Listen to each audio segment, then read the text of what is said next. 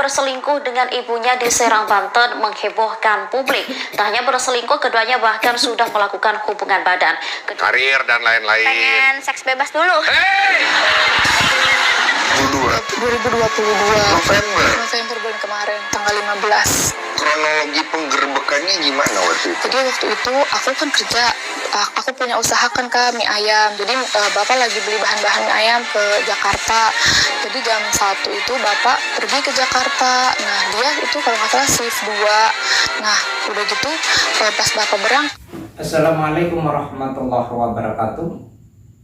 Selamat datang sahabat yang dirahmati Allah di channel saya ini. Sahabat-sahabat dirahmati Allah, minggu-minggu ini jagat maya telah viral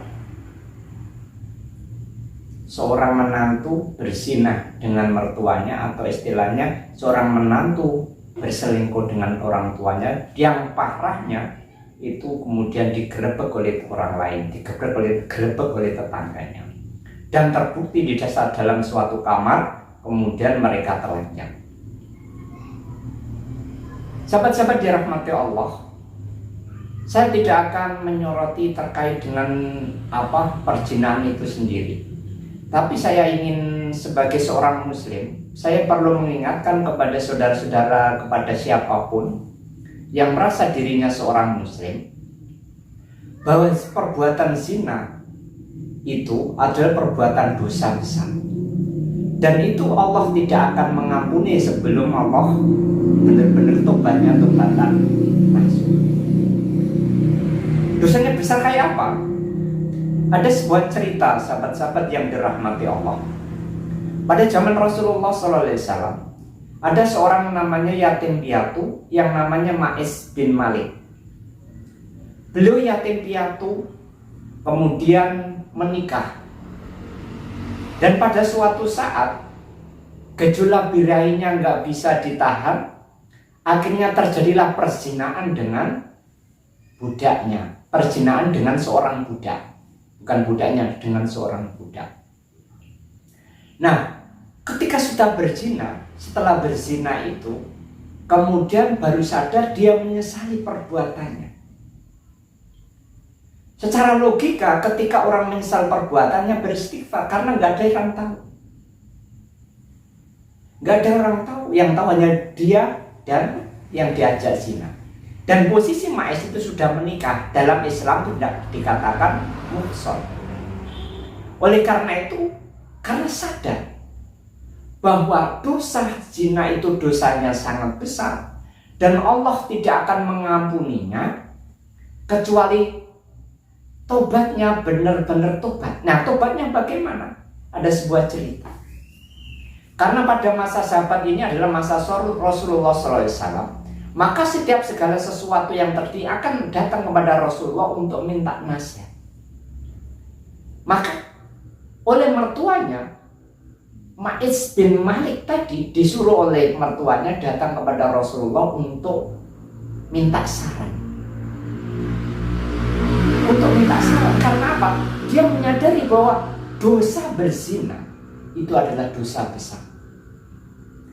Dan dosa besar itu, siksa di dunia itu tidak ada artinya daripada siksa di akhirat. Karena siksa di akhirat itu adalah selama-lamanya. Oleh karena itu dia datang kepada Rasulullah. Setelah salam datang, ya Rasulullah, mohon saya disucikan. Tapi Rasulullah enggak menggubris omongan Ma'is tadi. Sekali Rasulullah mendiamkan, apa yang kamu lakukan? Kemudian datang lagi, ya Rasulullah, saya mohon disucikan. Rasulullah juga tidak menanggapi. Yang ketiga, ya Rasulullah, mohon saya disucikan. Rasulullah masih belum menanggapi permintaan Ma'is bin Malik tadi. Kemudian yang keempat, datang lagi kepada Rasulullah. Kemudian Rasulullah tanya, ya Rasulullah, mohon saya disucikan. Kemudian Rasulullah bertanya, sucikan dari apa? Maka Ma'is menjawab, ya Rasulullah, mohon saya disucikan dari berzina. Nah, setelah mendengar itu, Rasulullah tanya kepada sahabat-sahabat, apakah Ma'is ini mabuk? Apakah Ma'is ini gila?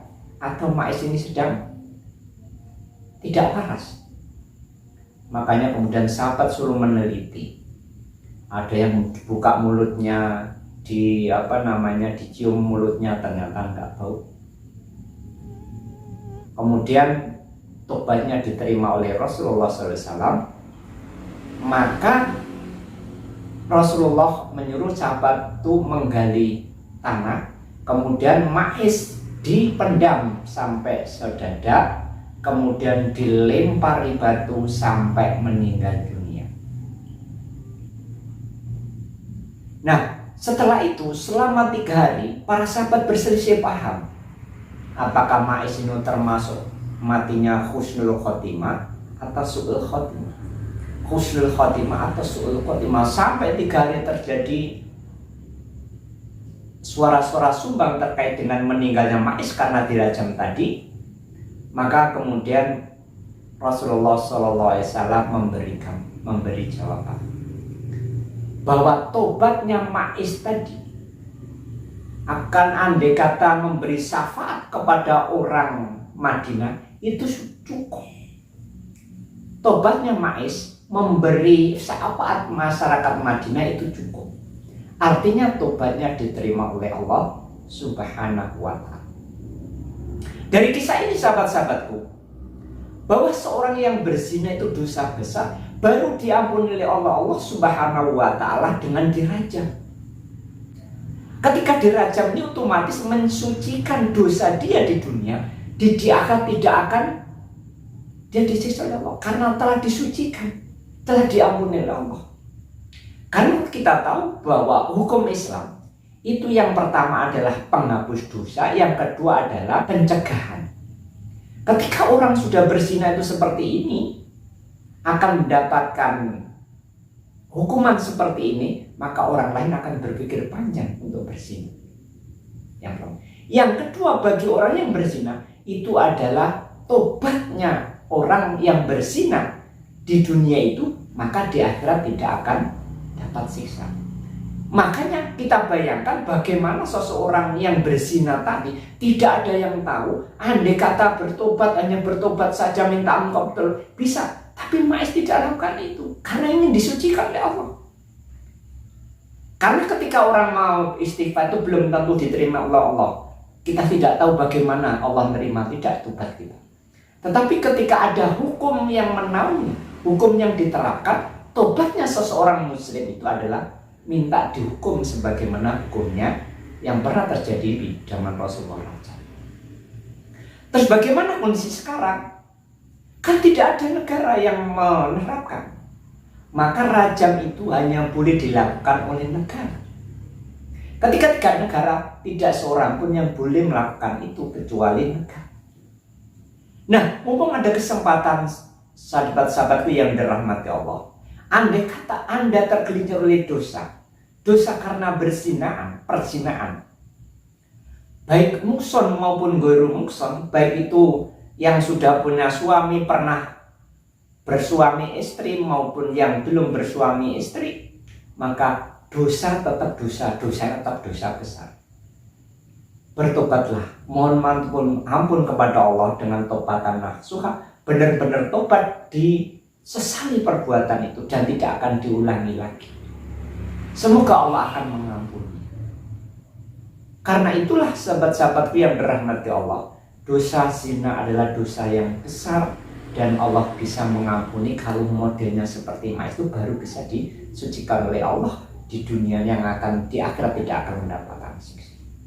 Oleh karena itu, saya sebagai seorang muslim mengingatkan saudara-saudara, mari hati-hati. Ketika kita belum mampu menikah, kita berpuasa.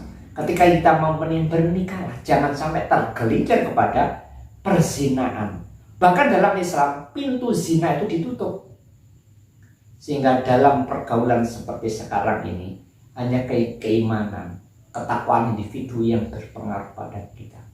Mari kita jaga diri kita, keluarga kita dari pergaulan-pergaulan bebas, sehingga pintu-pintu perzinahan itu benar-benar tertutup. Semoga kita dapat hidayah dari Allah Subhanahu wa Ta'ala, dilindungi oleh Allah Subhanahu wa Ta'ala, dan semoga kita selalu diberi bimbingan oleh Allah Subhanahu wa Ta'ala sehingga kita tidak terjerumus pada hal yang diharamkan oleh Allah Subhanahu wa Ta'ala. Demikian, wassalamualaikum warahmatullahi wabarakatuh.